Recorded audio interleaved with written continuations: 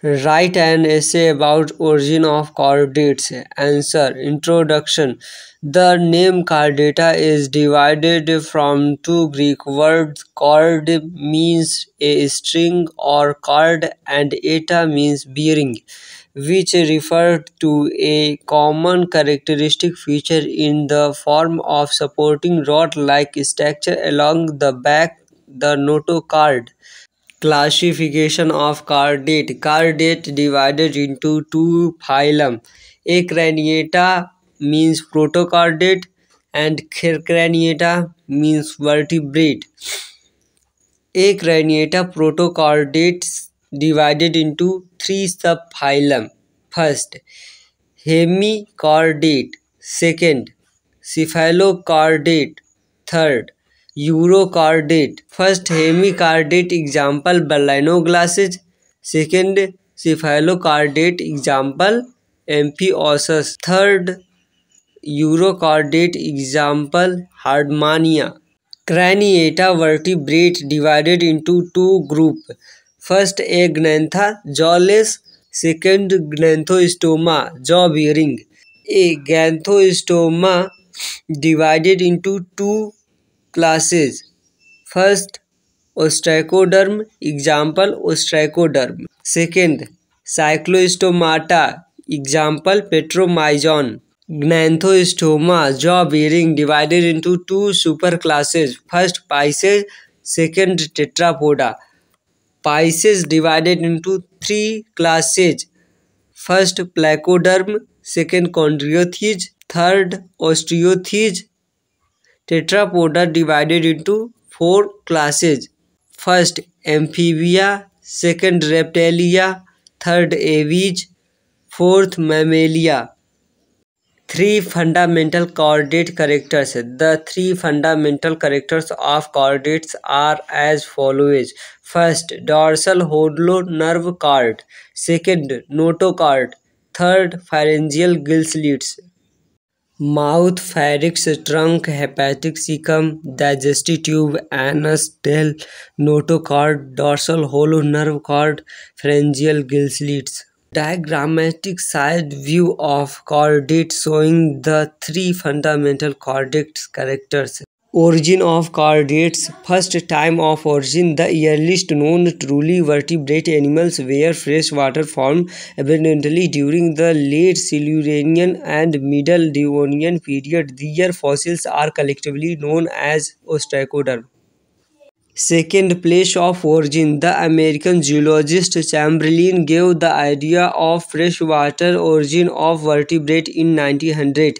He argued the dilute body fluid compared to the seawater and the glomerular kidney to get rid of excess water evolved as adaptation to freshwater condition. Acentery of chordates. First, echinoderm acentery. The hemichordate larva ternaria is shrinkly similar to the larva bipinnarea of echinoderm. Second, hemichordata acentery. There is strong suggestive evidence that is early evolution stage of Deuterostomia group was sessile or sedentary. The pharynx perforated by gill slits, a characteristic feature of chordate, is also like adaptation to the sedentary habit. Hypothetical body plan of a central vertebrate.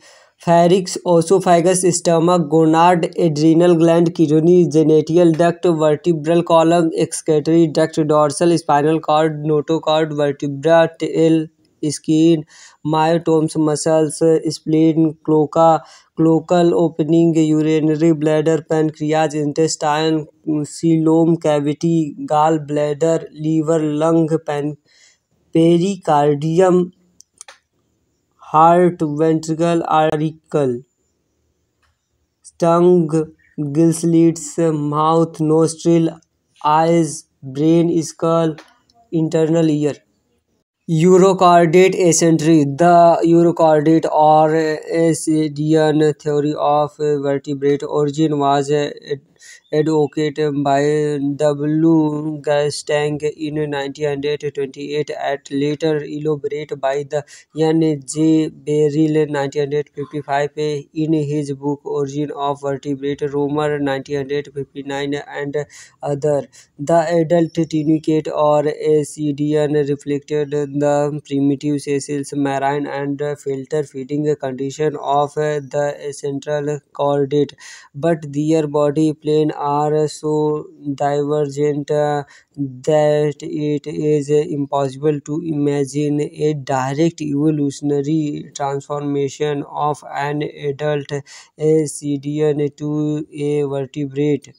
Number 4. Cephalochordate acentery. According to Colbert, the living Amphioxus branchiostoma answers the logical structure of a model pre-vertebrate, but the excretory system of cephalochordate consisting of flame cells are called solenocytes is altogether different from that of vertebrate. The solenocytes are ectoderm and therefore not homologous with the mesodermal vertebrate kidney. 5. Barrington hypothesis. The most plausible hypothesis by E. J. W. Barrington 1965 is based on deuterostome line of chordate evolution. The common echinoderm chordate center was in all probability a small sessile or semi-sessile lophophorate or arm-feeding creature. If fed by ciliary method by trapping food particle in a set of aving tentacles from this central stalk were derived early stalked echinoderm or progonophores. The next logical step was derivation of a sessile filter feed or stem chordate.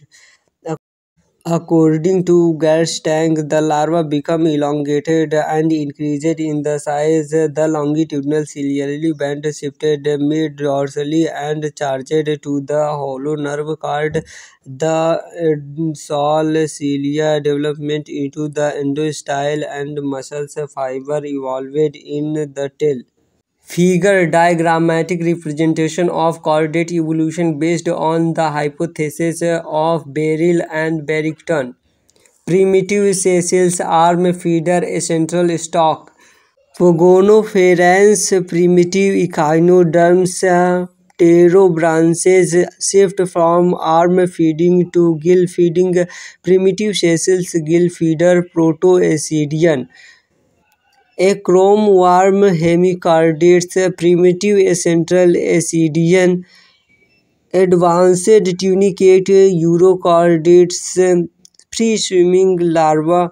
Sessile adult stage lost lanceolate branchiostome cephalochordate primitive vertebrate.